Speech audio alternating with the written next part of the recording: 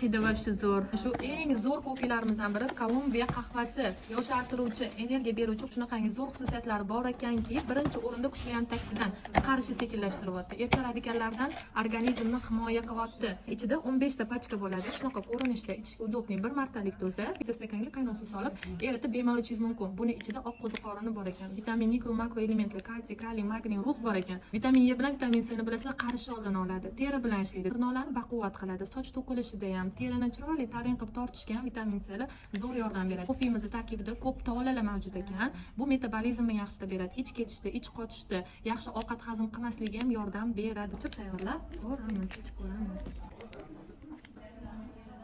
Bu kofemizni tarkibida shakar yo'q bo'lgani uchun qandli diabet kasalligi bor insonlarga ham tavsiya qilsak bo'ladi. Och qoringa ichsak, ozdirish xususiyatiga ega.